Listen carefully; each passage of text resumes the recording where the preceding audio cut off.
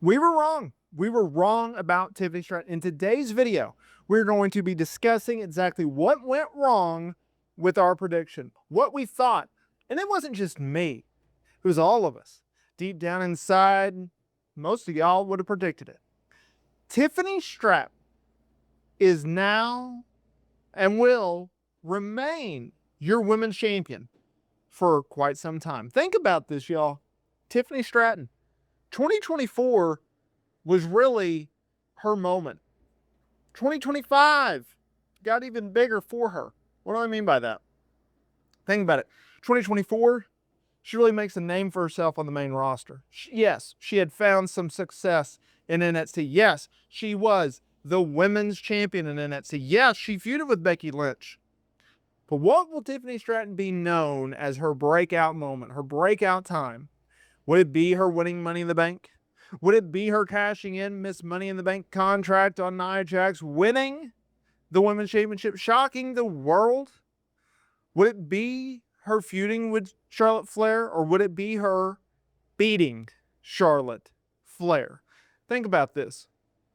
We went into WrestleMania 41, most of us, anticipating, thinking, hey, Tiffany Stratton doesn't have a chance. It's Charlotte Flair, of all people, the GOAT of women's wrestling in WWE's eyes, the golden goose, if you will, the female version of Hulk Hogan, John Cena, and now Cody Rhodes. That's who we're talking about. Someone who has been pushed consistently over the years, for over a decade as your top star.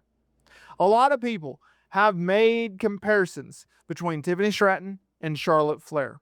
Can Tiffany go above what Charlotte has done?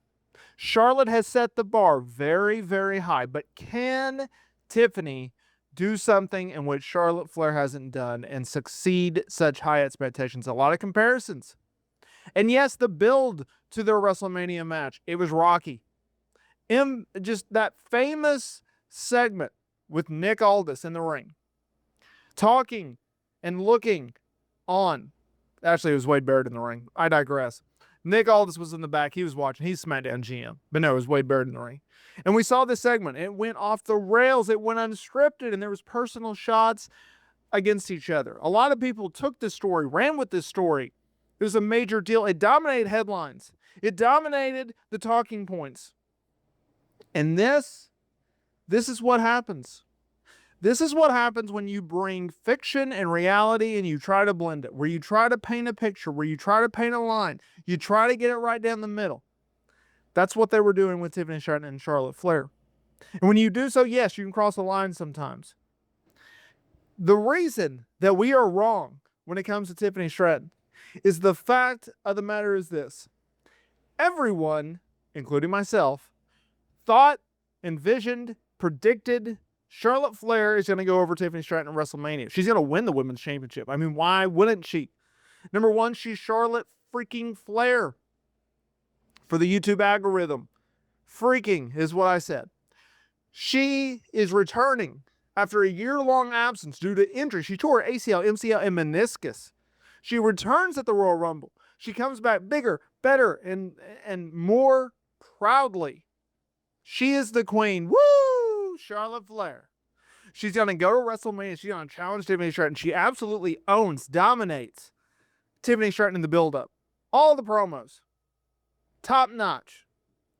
Except for that one segment. And it seemed like that was the turning point to a lot of people. But then there were others who, including myself, thought, you know what, Self? That's not going to change the course of history. That's not going to change WWE's plans. They got to go with Charlotte, Tiffany. She's held the belt for a couple months. It's Charlotte Flair, changing of the guard. But no, they didn't do that. We were wrong in doubting Tiffany Stratton. The ability to go toe-to-toe with Charlotte Flair, being able to beat Charlotte Flair. We were wrong in thinking that WWE would not give Tiffany Stratton a realistic chance, a real possibility of beating Charlotte Flair to retain her women's championship. We all doubted it. Why? History has shown us. They go with Charlotte Flair. They back up Charlotte Flair. They book her to win championships. That's what they do, right? No. No, this is different. Time has changed. Charlotte Flair just turned 40. She is a lot closer to the end of her career than she is in the beginning. As Tiffany Stratton stated in interviews leading up to this show, leading up to this event, into this match, talking about no matter what Charlotte Flair put in her way, she was going to be able to overcome it. She was going to be willing to stand tall against Charlotte Flair. She was going to look at that challenge known as Charlotte Flair.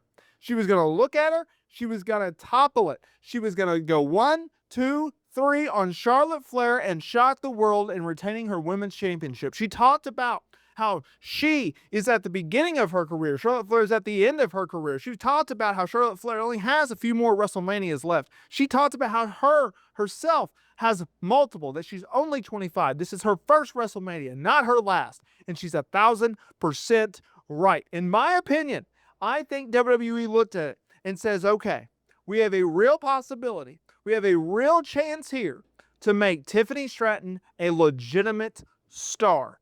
Yes, is she a top-tier star now? Yes, but can we solidify her position? Can we make it very clear to everyone watching WrestleMania 41 that we believe in Tiffany Stratton, that we believe that she can lead the charge, that she can be the new Charlotte Flair? Their booking decision, the ability to go, you know what? Easy way out would be Charlotte Flair goes over. The easy way out could be Charlotte Flair. Once again, woo, on top. No matter what the fans have to say, we could do that. And that would be the easy challenge. That would be the easy decision. But no, they didn't do that. They went against the grain. They went against the history books. They went against the trends. And they put Tiffany Stratton over Charlotte Flair.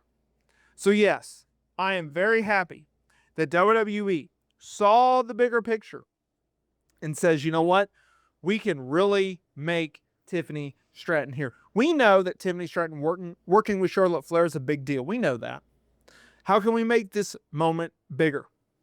How can we make Tiffany Stratton a bigger star? That's what they did. They made Tiffany Stratton a bigger star. Working with Charlotte does something. Working with Charlotte makes her a bigger star. Beating Charlotte Flair makes her a main event caliber star. And unless you screw up her booking going in the future really, really badly, you can always rely on Tiffany Stratton being a top tier star for you. You can always rely.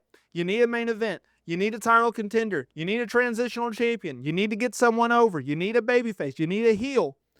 That is what Tiffany Stratton can do for you. When you are in a spot like that as a talent, you are valuable. If you have someone under contract and you are the company, you are the promoter, you are the booker, you do not want to let go of that person. That's the importance